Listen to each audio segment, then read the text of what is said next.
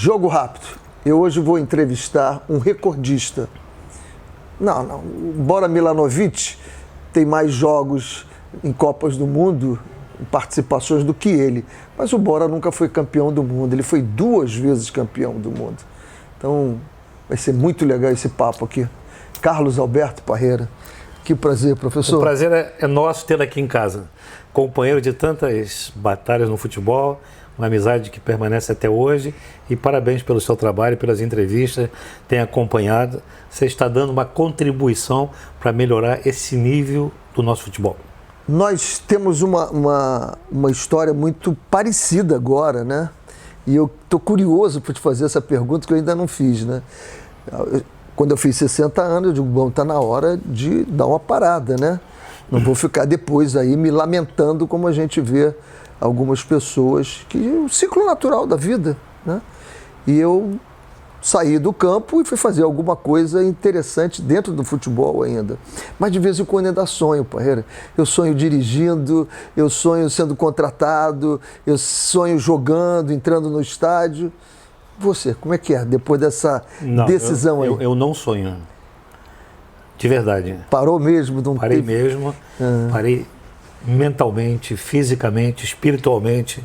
Então foi uma decisão que foi muito bem preparada, muito bem elaborada.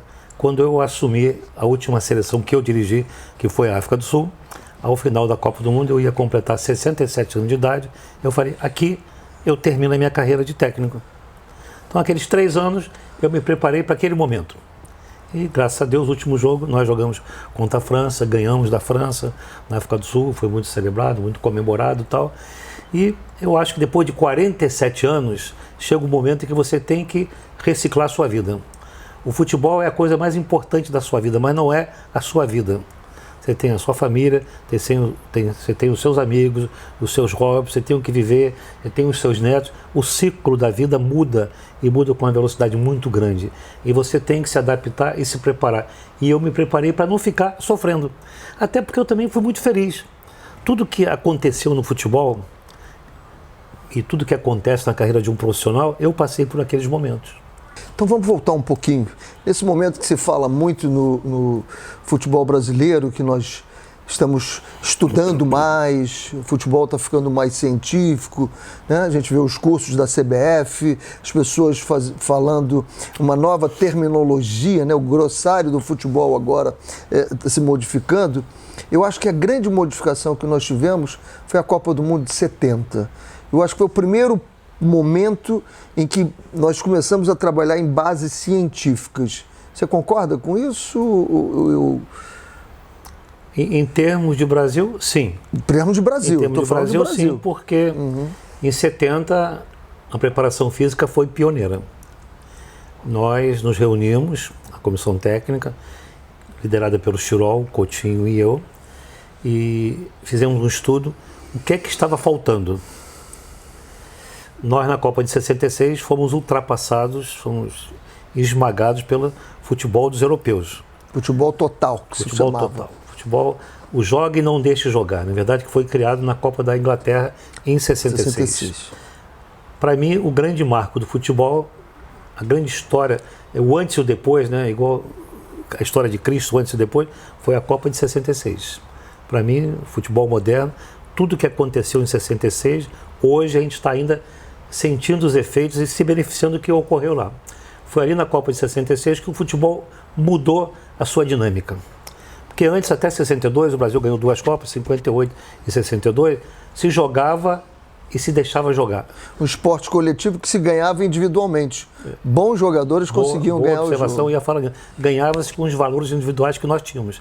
E como nós tínhamos excepcionais jogadores, a gente ganhava no talento, na qualidade desses jogadores. E, evidentemente, numa estrutura tática, numa organização, mas o fundamental era ter jogadores que nós tínhamos. Pelé, Garrincha, Didi, Newton Santos, Zagallo, que foi maravilhoso. Amarildo, espetacular. Amarildo. A gente ganhava. E ganhamos a Copa de 62 na experiência desses jogadores. Em 70, nós chegamos totalmente defasados em função, não da qualidade do jogador, que nós tínhamos ainda os melhores jogadores, mas que precisávamos se ajustar a essa nova verdade do futebol. foi eleito nas medições da FIFA. O melhor time preparado fisicamente da Copa. A Organização Mundial de Saúde fez um teste com as equipes antes da Copa. E o resultado foi anunciado antes do início da Copa. O que se comprovou ao longo da competição. O Brasil fez 12 dos 19 gols no segundo tempo, depois dos 20 minutos. Quando o preparo físico começa, na verdade, a influir. E outra coisa que ajudou muito no lado científico, o Brasil foi a única equipe de todas as que participavam naquela ocasião, acho que eram 24, que fez a adaptação à aclimatação à altitude.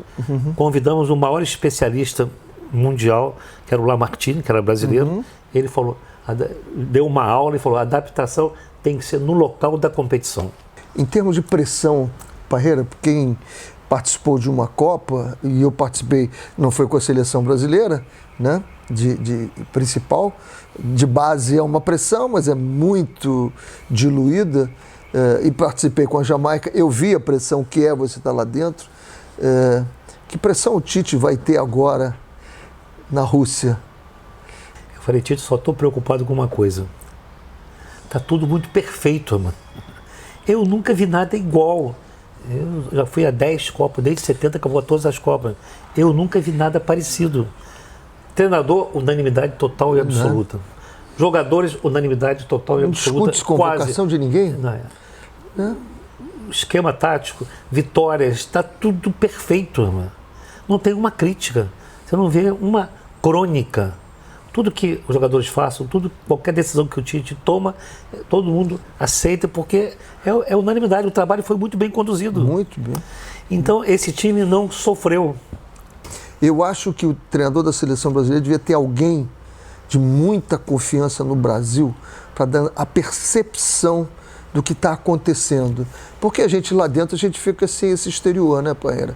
Você fica ali dentro e é envolvido naquilo ali que você só consegue ver aquilo ali, não dá para você ver tudo. Como é que você fez em 94? Essa percepção do que está acontecendo fora ali da CBF, com a imprensa, com o torcedor. Com tudo, isso. Olha, eu acho que dá para eles terem uma ideia assim, porque o Tite, ele frequenta os estádios, ele tem uma comissão técnica muito atuante, muito boa. Trabalho, o CBF tem praticamente 8 deles vivendo aqui no Rio, em tempo integral na CBF. O trabalho está sendo muito bem feito, muito bem conduzido. Esse sucesso não é por acaso, é fruto de trabalho, de planejamento e de uma equipe que é muito boa, cada um dentro da sua função, e todos eles respondem muito bem a esses desafios do dia a dia do futebol. O cara que viveu a vida toda, teve esse sucesso que você teve como treinador de futebol, e você não pinta um campo de futebol, você não pinta, o teu negócio é com o mar, qual é essa história? Tinha que ser um marinheiro, não é treinador de futebol. É meio atávico, né? Eu adoro essas coisas, parece que são raízes, adoro o mar, ver o movimento do mar, porque o mar é vida, né? É aquele movimento constante, ele não te cansa. Você pode ficar de frente para o mar o tempo todo, exatamente, está sempre mudando as ondas, o sentido, eu adoro. Então, e o mar é como a vida, né? Ele tem a maré alta, a maré baixa, o fluxo, o refluxo. E é como o futebol, né? Exatamente como o futebol. E esse quadro da tua entrada, um espetáculo aquele quadro. É de uma suavidade, de uma calma assim, impressionante. A perspectiva do barco ali, você um veleirozinho, aquela tranquilidade. Então o mar realmente me encanta. Alguma coisa especial do mar para te acalmar, levando para a pintura? Porque a maioria das tuas pinturas... Eu tenho já há 22 anos uma casa fora do Rio de Janeiro, em Angra, né? Isso. E uma coisa que me dá muito prazer é quando eu entro no barco, lá para cima no Flybridge, a gente está navegando, aquela brisa na cara, né? E a água lá embaixo batendo. Tchá, tchá. Aquilo não tem preço, não tem preço. As entrevistas que a gente faz sempre, Parreira, o que a gente quer passar para os outros é o seguinte: há um preço a pagar. Que quando a gente olha assim, vê assim, pô, o cara tem uma casa em Angra, o cara tem um preço a pagar, amigo. Ninguém vai conseguir. Eu sonhei e vai acontecer. A mensagem que fica, quando a gente é muito convidado para palestras e tal, e no fundo as pessoas querem ouvir exatamente isso. Não querem ouvir falar de futebol, querem ouvir de mensagens de vida. E a gente tem uma palestra que a gente fala: esteja preparado, se prepare, aproveite as oportunidades e pague o preço. Pague o preço. porque nada, como você falou, nada vem de graça. Aí eu digo isso para vocês porque isso aconteceu comigo. Eu estava preparado, me formei na Escola de Educação Física, fui um bom aluno, me dediquei, de repente apareceu uma oportunidade. Por ter sido um bom aluno, a escola me indicou para o Itamaraty para ser técnico da seleção de Gana, numa seleção que fizeram, que eu nem conhecia. Fui chamado ao Itamaraty, fiz uma entrevista, o cara me fez 3 perguntas em inglês, eu respondi e fui. O cara perguntou, você pode ir para Gana? Eu falei, pode. Você quer ir? Eu falei, quero. Em uma semana eu estava viajando. Detalhe, salário, $120. $120. Aquilo não tinha a menor importância, era oportunidade. Então eu paguei o preço. Fiquei um ano lá, juntei uma fortuna de $5 mil, com os prêmios que nós ganhamos no campeonato, tal. Fui estudar na Alemanha. Investi, fui estudar na Alemanha. Ao ir estudar na Alemanha, ficar com a federação, junto com a federação alemã e junto com a seleção da Alemanha, conheci o Helmut Schoen. Fui para o jogo contra o Brasil e Alemanha em Stuttgart. Encontro o Admilton Tirol no campo. Carlinhos, o que é que você está fazendo aqui? Estou estudando. Quando você voltar para o Brasil, vamos conversar. Me levou para a seleção. Olha só o encadeamento de coincidências. É melhor ser pai ou ser avô? Caramba, é cruel essa pergunta, hein?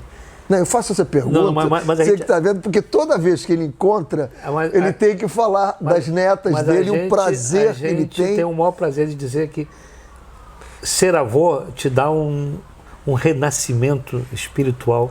Você quer viver mais, você quer ter saúde, você quer aproveitar, ver aquelas figurinhas crescerem, para mim é impagável. Eu realmente me identifico muito com meus netos e sei que eles gostam de mim também. E eles me renovaram espiritualmente, fisicamente. Adoro estar com eles. Então eu diria, hoje é melhor ser avô do que pai. Porque pai, nós passamos naquela fase de aquisição. Aquela fase que todos nós passamos. A fase de aquisição, em que você investe tudo na sua carreira, a família fica um pouquinho de lado. É importante você conquistar o seu espaço. O Gerard Houllier, que você conhece muito bem, ele dizia, o homem tem 3 fases na vida: a fase da aquisição, a fase do equilíbrio e a fase da reflexão. A fase da aquisição demora de 10 a 15 anos. É onde você procura o seu espaço, no seu mercado profissional. Então a família obrigatoriamente tem que ficar um pouco de lado. Você viaja para o exterior, a família fica aqui, você se divide um pouco, tal. Você dá muito mais atenção ao lado profissional, porque você tem que ganhar o seu espaço. Quando você consegue equilibrar isso aí, você começa a dividir o social e o familiar e o profissional. E depois, na terceira fase na qual eu estou, eu já passei dessas 3 aí, a fase da reflexão, em que você dá muito mais valor às coisas... As pequenas coisas. Do espírito, as coisas do cotidiano, dia a dia, essas reflexões da vida, né? E aproveitar esses momentos. Então, aproveitem bem essas 3 fases da vida e nessa primeira, deem tudo, porque vale a pena. E paguem o preço, porque se não pagar o preço, a gente não chega lá. Sensacional. A palavra que me vem na cabeça, eu acho que você que vai assistir, que está assistindo, está nos assistindo aqui, entendeu sempre o que a gente passa para vocês, tá? Pague o preço. E aí tenha esses 3 momentos e você chegar merecendo, com merecimento, aonde ele chegou na fase de reflexão. Professor, obrigado, foi muito obrigado. Bom. Obrigado a você. Muito obrigado. Adorei a entrevista.